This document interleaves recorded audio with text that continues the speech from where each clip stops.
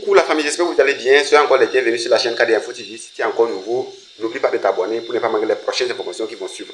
Je suis là pour partager avec vous une information très intéressante. Ouais.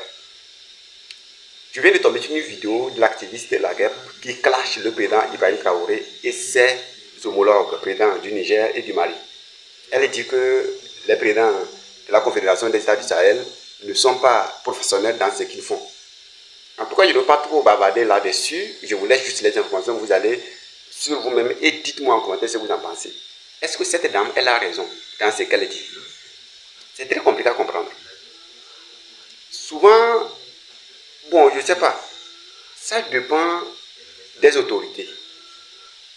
Parce qu'on ne peut jamais faire confiance à une dame, à une femme. Je ne sais pas. En tout cas, c'est une information très intéressante. L'affaire est loin d'être terminée. Les autorités n'ont pas encore donné leur mot sur ce clash. Donc, les jours à venir peut être très décisifs pour cette femme. Donc, je vous invite donc à écouter l'information et dites-moi en commentaire ce que vous en pensez. On se regarde dans les commentaires. Enfin, ciao, ciao. Cette lâcheté, ça. Quand vous regardez ce cachet, est-ce que c'est un cachet qui doit venir d'un communiqué d'un président en exercice d'une confédération? Vous trouvez que c'est normal? Aucun professionnalisme de temps en temps. Quand on va sortir, on va parler, vous allez dire non, vous titulez un peu sur les choses qui sont pas importantes. C'est un cachet. Non, un cachet là, c'est une identité. Un cachet, c'est une identité. Franchement, le message n'est pas arrivé chez eBay. Ils n'ont qu'à changer ce truc, ils n'ont qu'à remettre un autre cachet sur ce communiqué. C'est pas professionnel et puis c'est pas digne pour un président en exercice d'une confédération. Ça, c'est des erreurs à ne pas commettre. Ce n'est pas bien. Les gens regardent, ne veulent pas parler, mais il faut qu'on vous dise la vérité. Soyez plus professionnels, prenez votre travail au sérieux. En ce moment, nous sommes en guerre dans tous les sens. Guerre de communication, guerre militaire, guerre sur le volet, communiquer sur. Combien? C'est pas le président qui me garde.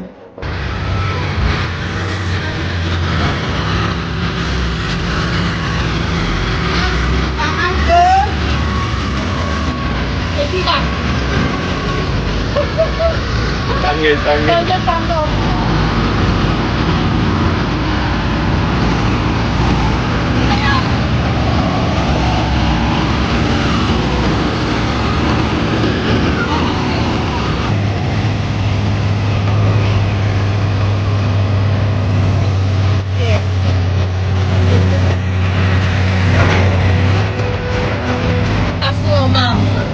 On vous dit que le capitaine va travailler dans Traoré et le travail. Alors, ça ne fait pas de cash. Pour la réalité du passé.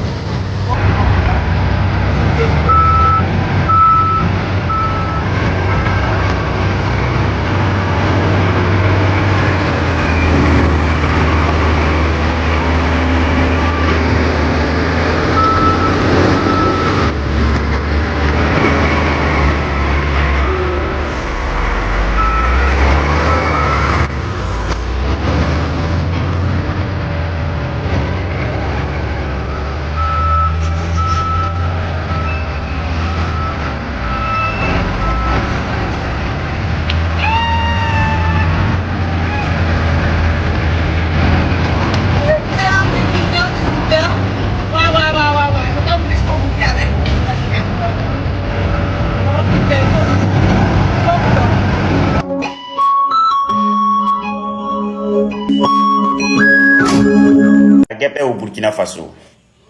Beaucoup de mes compatriotes burkinabés m'ont laissé des commentaires en me disant l'histoire de la guerre, qu'est-ce que tu dis? Nous, on n'a pas trop confiance à cette dame. Suite à sa dernière sortie, on n'a plus confiance en elle.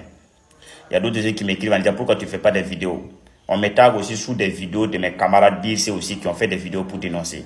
Je peux dire qu'à l'heure où je suis en train de vous parler, c'est pas moins de 200 vidéos qui ont été faites par les BIRC pour interpeller nos autorités. Nous sommes des BIRC, notre travail c'est d'interpeller. Quand on voit quelque chose qui n'est pas bon, on interpelle juste pour que l'autorité applique la loi. Voilà, si la personne est innocente, c'est bon. Si la personne aussi, on trouve que voilà, a commis un acte condamnable, on condamne la personne. Nous, on est comme ça. Nous, on ne peut pas faire la justice à la place de la justice. Il faut que les gens comprennent cela. Et déjà, le nombre de BIRC qui ont mené une communication de ce genre là pour interpeller les autorités sont beaucoup. Elle aussi, elle n'est pas cachée. Au moment où elle n'est pas cachée, moi je trouve que ce n'est même pas nécessaire de fusionner notre énergie pour communiquer contre elle. Voilà. nous sommes des Birs et nous sommes des Wanyans. On ne peut pas se faire justice nous-mêmes. On est obligé d'interpeller les autorités seulement. Et quand je parle d'autorité, je parle de la justice. Il y a des gens aussi qui sont débiles. Quand on me dit autorité, eux, ils voient directement le président. Le président n'a pas ce temps-là. Dans ce pays, chacun a son travail. Et comme nous sommes des gardiens de la révolution, des Birs et des Wanyans, nous, notre travail, c'est d'interpeller tout ce qu'on trouve que c'est louche. Et aussi de donner la bonne information. Donc, au lieu de se concentrer sur elle, on peut aussi donner des informations à côté. Voilà pourquoi moi, je ne parle même pas. Voilà. Donc, force et courage à notre révolution. C'est pas facile, mais on va y arriver. L'AES poursuit la consolidation de ses institutions. C'est la future session confédérale qui se précise. Réunis à Ouagadougou, les présidents des parlements des 3 pays membres ont reçu les orientations du président du Faso, le président de la Confédération, le capitaine Ibrahim Traoré. Les désignations des députés confédéraux et la convocation de la session sont désormais annoncées dans les plus brefs délais. Le président du Faso a donné donc son quitus. On écoute le président de l'Assemblée législative du peuple, Dr Ousmane Bougouma. Il vous en souviendra que les 18 et 19 septembre 2025, les présidents des parlements de l'AES s'étaient réunis à Ouagadougou ici afin d'élaborer les projets de texte pour la mise en place des sessions confédérales des parlements de l'AES. Ces projets de texte ont été adoptés par la conférence des chefs d'État de l'AES le 23 décembre 2025 à Bamako. La réunion d'aujourd'hui vise à réfléchir ensemble le processus de mise en place des sessions confédérales des parlements de l'AES. Mais avant de commencer notre session de travail, il nous a semblé juste de venir auprès de son Excellence le capitaine Ibrahim Traoré, président du Faso, chef de l'État, président de la Confédération des États du Sahel, afin de prendre ses orientations et ses conseils pour la mise en place de ces sessions confédérales. Nous venons d'obtenir auprès de son Excellence le capitaine Ibrahim Traoré le feu vert afin d'aller très vite à la mise en place de cette session confédérale. Dans les jours à venir, nous allons procéder à la désignation des députés qui vont composer la session confédérale et nous allons voir pour convoquer dans les plus brefs délais cette session confédérale-là. Parce que l'objectif, c'est de compléter l'architecture institutionnelle de l'AES. Et surtout, la session confédérale a pour objectif de représenter les peuples de la Confédération et de permettre à ces peuples de la Confédération de s'assurer du travail qui est fait, d'être informés des dossiers et de porter la voix des peuples du Sahel. Et pour être complet, sachez qu'après cette étape avec le président du Faso, les présidents des parlements des 3 pays de l'AES ont poursuivi leur réunion de travail de haut niveau en vue du renforcement de la coopération parlementaire et de la consolidation des institutions. Avec 75 abstentions. Le texte appelle à l'ouverture d'enquêtes indépendantes sur les allégations de détention arbitraire et dénonce la dissolution d'organisations de la société civile et des pressions sur les médias et l'opposition. Et s'inquiète de l'influence croissante de la Russie dans le pays. Donc, ce texte-là dit qu'il faut mettre en place une enquête indépendante parce qu'on parle de la dissolution des trucs de la société civile, des détentions arbitraires et surtout, l'Europe s'inquiète de l'influence croissante de la Russie dans le pays. Ben, il faut le rappeler. Si la Russie commence à avoir une influence croissante au Burkina Faso, où est le problème du Parlement européen? Quel est son problème? Le Parlement européen n'a rien à foutre avec, si ce n'est pas de la simple foutaise. Donc le débat avait été marqué par l'intervention de l'eurodéputé français Christophe Gomard, qui est le vice-président de la Commission Sécurité-Défense du Parlement européen, qui avait jugé dramatique la gestion sécuritaire des autorités de la transition depuis 2022. Il a été proprement répondu. Et donc, les États du Sahel se lancent dans une diplomatie parlementaire qui s'institutionnalise. Parce que la motion des présidents de Parlement reflète un calendrier plus large. Celui de la mise en place du futur Parlement confédéral de l'AES, C'est ce que ça annonce. Du moment où les différents parlements décident de se mettre ensemble pour prendre une motion ensemble.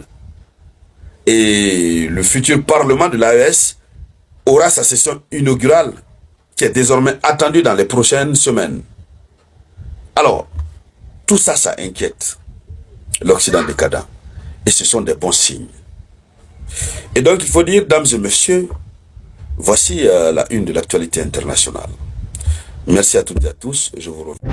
Les amis, Juliana Lumumba, l'une des candidates au poste du secrétaire général de la francophonie, nous donne ici sa vision. Mais il y a quelque chose qui a retenu mon attention dans ce qu'il dit. Et vous serez très surpris de l'entendre ici. Tolanda. Aussi les jeunes, les mesures de sa crédibilité. Je veux une francophonie qui parle aux citoyens, qui répond à leurs attentes concrètes, qui renforce les capacités locales et qui associe les jeunes, les femmes, les collectivités et les diasporas à la définition des priorités.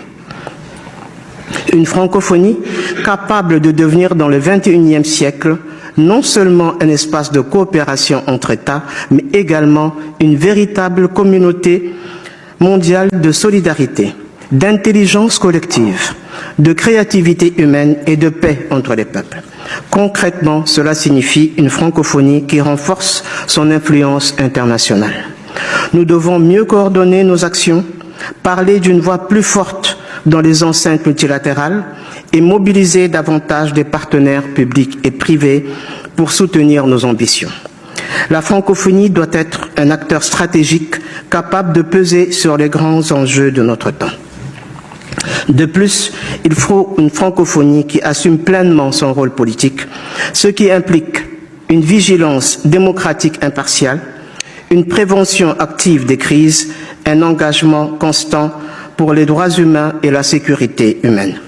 Excellences, Mesdames et Messieurs les ministres, Mesdames et Messieurs les membres du jury. L'avenir de notre espace dépend de notre capacité à former, à connecter et accompagner des talents. L'éducation, la formation professionnelle, la mobilité académique et l'innovation numérique doivent devenir des priorités transversales, structurantes et visibles. Quels sont mes engagements? Tout d'abord, je m'engage à créer des rencontres interculturelles. Je souhaite une francophonie qui reconnaît les pluralités des histoires, valorise des identités, apaise des mémoires blessées et transforme la diversité en force de cohésion. Elle ne cherche pas à effacer les tensions du passé, mais à créer les conditions d'un dialogue respectueux entre les peuples. Je propose donc de créer une biennale des rencontres interculturelles francophones, parce que nous avons une telle diversité, une telle richesse. La biennale s'articulera autour d'un sommet des cultures francophones, d'un marché mondial des industries culturelles et créatives, d'une exposition universelle des arts francophones, d'un grand salon des innovations numériques et technologiques, et d'un festival des patrimoines culinaires, d'un carnaval des musiques et des traditions populaires. De plus, je m'engage à la valorisation des langues sœurs. Les langues sœurs, ce sont nos langues par lesquelles nous parlons. Quelles sont ces langues sœurs dont je parle? Elles sont le lingala, le swahili, le bambara, le khmer, le monégasque, le créole, le néerlandais, toutes les langues par lesquelles nous sommes ici dans cette salle et chacun la parle. Mais quelle est la langue qui nous unit? C'est le français. C'est la langue qui nous relie. C'est la langue par laquelle nous parlons. Et lorsque nous valorisons nos langues sœurs, nos langues qui sont les vecteurs de nos identités, nous renforçons aussi le français. Parce que pour moi, le français, c'est la langue pivot qui est là. C'est pas une langue de domination. En ce qui nous concerne, c'est une langue qui nous relie. C'est la langue du savoir, c'est la langue de l'innovation. Et lorsque nous parlons du français, 65% des locuteurs de la langue française sont en Afrique. Et l'Afrique est très jeune. Et la jeunesse est le cœur de la francophonie. La jeunesse, c'est la génération Z. C'est la génération du numérique. Au XXIe siècle, il n'est pas acceptable qu'un seul jeune soit hors connexion. Et cette jeunesse, qu'est-ce qu'elle demande? Cette jeunesse d'où qu'elles viennent, qu'elles soient en France, qu'elles soient à Tombouctou, qu'elles soient à Phnom Penh, qu'elles soient à Dakar, ils ont envie de faire partie du développement de leur pays. Mais nous nous retrouvons quelque part dans certains pays francophones avec la fracture numérique. Mais cette jeunesse a besoin de formation et c'est par le numérique que nous réussirons à réduire cette fracture numérique par une formation accélérée par le numérique. Mais en parlant du numérique, il y a pour le développement de nos États francophones, d'abord l'éducation de base. Or, l'éducation de base, souvent malheureusement, quand l'éducation n'est pas gratuite, ce sont les jeunes filles qui sont évidemment marginalisées. Mais nous savons que par le numérique, par les applications qui existent, nous pouvons alphabétiser et scolariser ces jeunes filles, même dans les coins les plus reculés. Et c'est très important, en tout cas pour nous, pour la plupart des pays francophones, de faire en sorte que ces jeunes filles, non seulement apprennent à lire et écrire, mais qu'elles puissent avoir une formation et une alphabétisation qui leur permettent demain d'être autonomes financièrement. Et donc de cela.